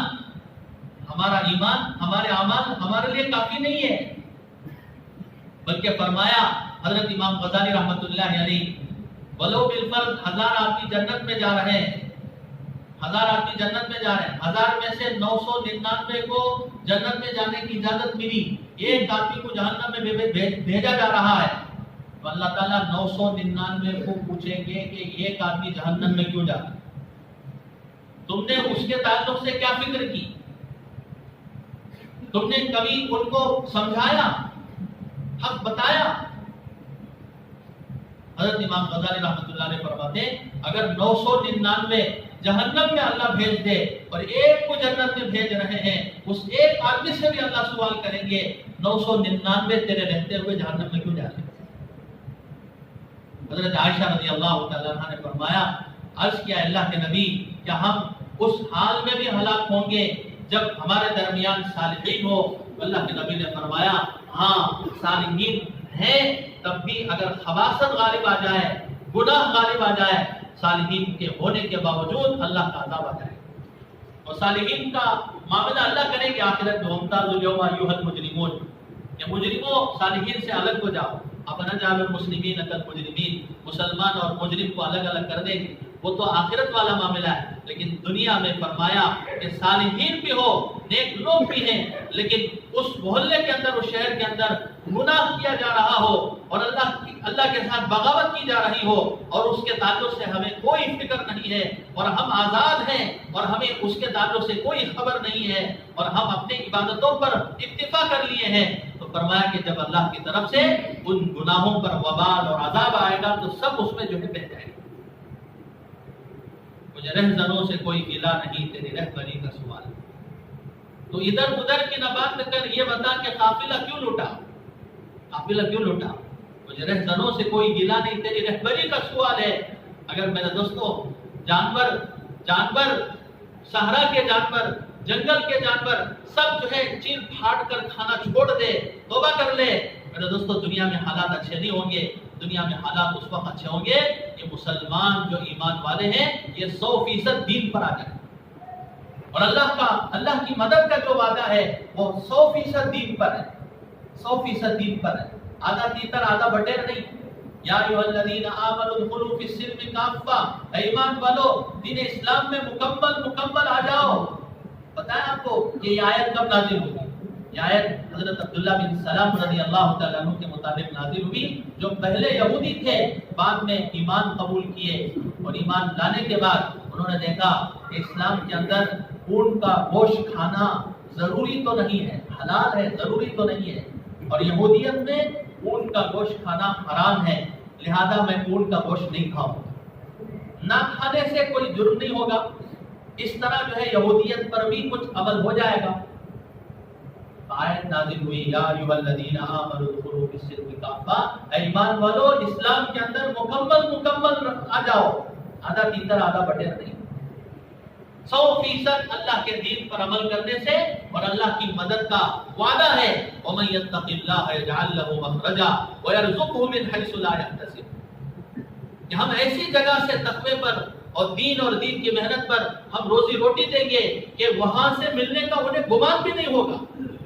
بغیر اسباب کے اللہ تبارک و تعالی ہمارے کام پورے کر دیں گے، بغیر اسباب کے اللہ تبارک و تعالی راحتیں دے دیں گے۔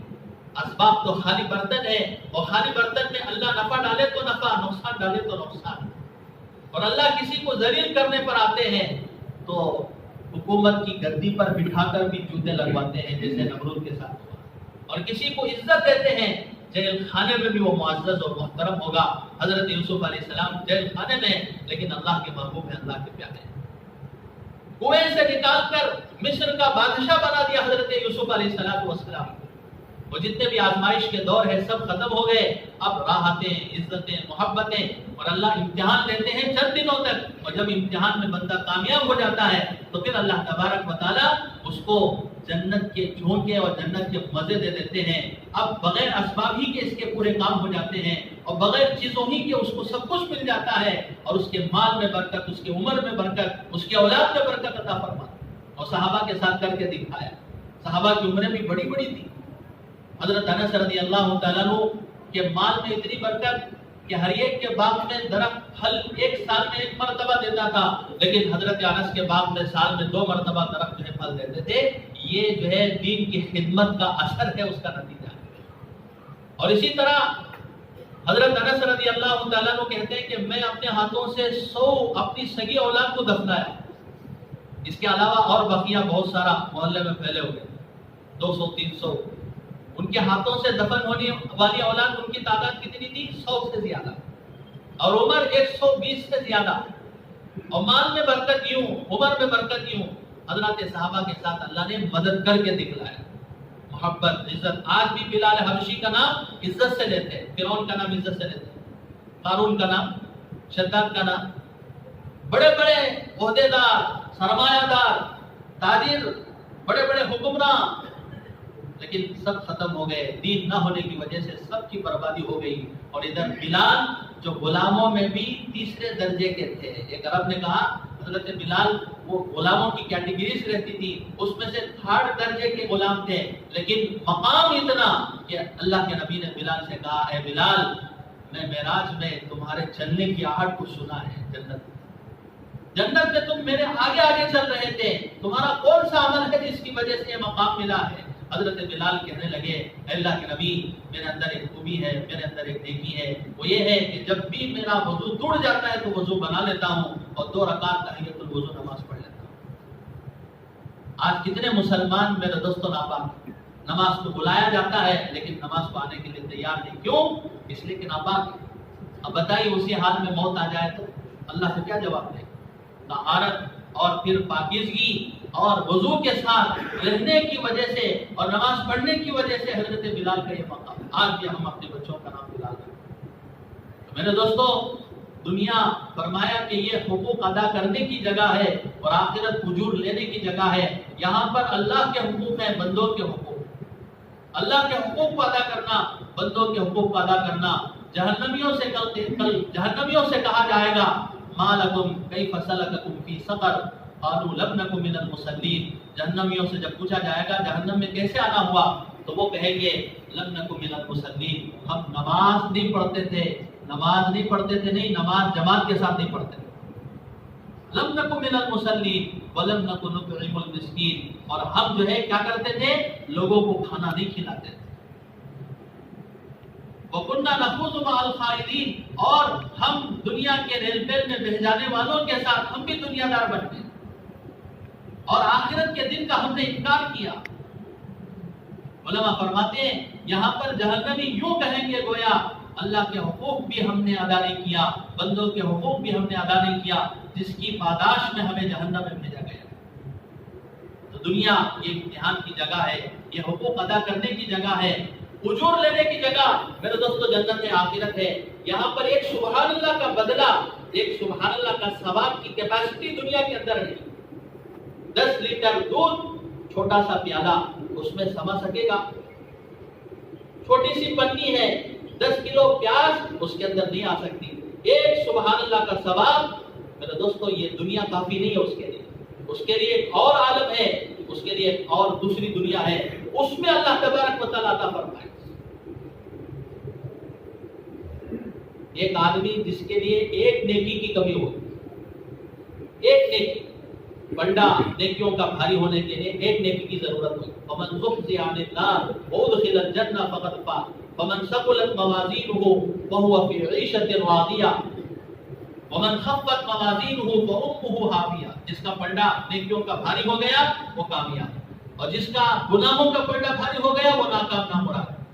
अब एक नेकी की जरूरत, अब एक नेकी को तलाश करने के लिए फिर वहाँ इधर उधर गाय बाय, बीवी भाग रही है, बच्चे भाग रहे हैं, माँ बाप भाग रहे हैं बच्चे से, कहीं वो नेकी ना पूछ ले। एक आदमी के पास जाएगा ये शख्स, और जाकर वो आदमी बुलाएगा, पूछेगा क्या बात है, तो कहेगा कि एक नेकी की जरूरत। तो ये कहेगा देखो मेरे नामे अमल में सिर्फ एक ही नेकी है, मेरे नामे अमल में सिर्फ एक ही नेकी है, और इस एक नेकी से क्या काम होगा, ले लो तुम, तुम्हारी भलाई हो जाएगी। उस एक नेकी को तुम रख लो, तुम्हारा क्या हो जाएगा, तुम्हारा भला हो जाएगा, तुम जन्नत में चले जाएंगे।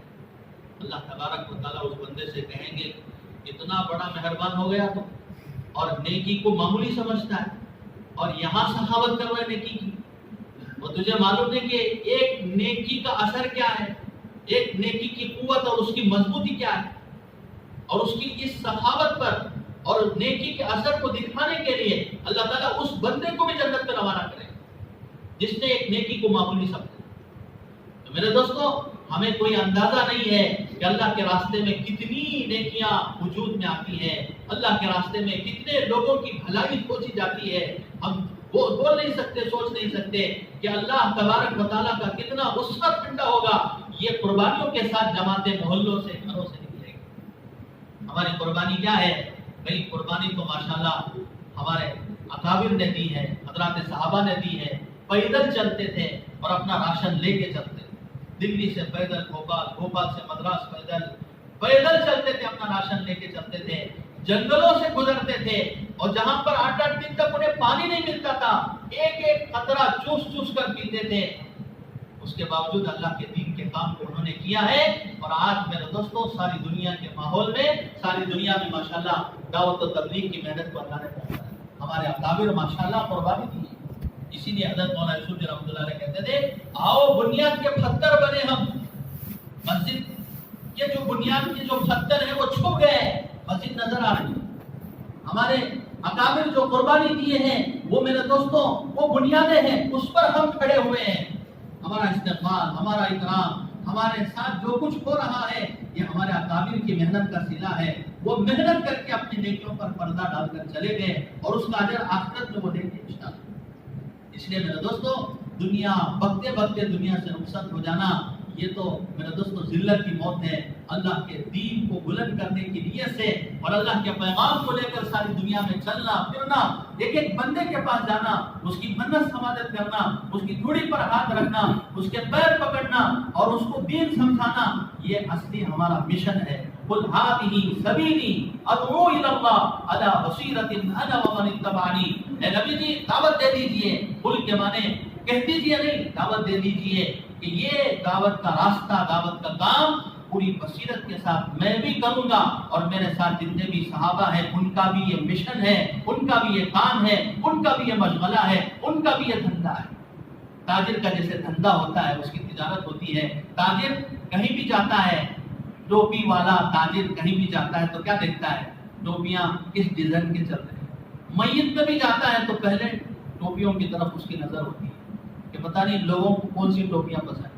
جوتے والا اس کا دھندا جوتوں کا ہے، میت میں بھی شادی میں بھی جاتا ہے تو وہاں کی چیزوں میں مشغول نہیں ہوتا، دیکھتا ہے کہ لوگ کس ڈیزائن کے جوتے پہن رہے ہیں۔ وہ اسے دھن لگا ہوا ہے، اسے ایک مشغلہ اس کے سامنے، اور اسی میں اپنی صلاحیت اور اپنی توانائیاں خرچ کر رہا ہے۔ میرے دوستوں، یہ صلاحیت، یہ صحت، یہ مال، یہ پیسہ، یہ دولت اللہ نے دو روٹی کھانے کے لیے نہیں دے رکھی۔ روٹی کا انتظام اللہ کرے۔ وما من دابۃ فی الارض الا علی اللہ رزقها، اللہ نے ہمارے رزق کی ذمہ داری اپنے ذمہ لے رکھی ہے، اور ہمارا کام یہ ہے کہ اللہ کے بندوں تک پہنچنا، اللہ کا پیغام سنانا، اور انہیں جہنم کے عذاب سے بچانا، اور خود کی زندگیوں کے اندر بھی اللہ اس کے رسول کے احکامات اور سنتیں لانا، یہ ہمارا مقصد زندگی ہے۔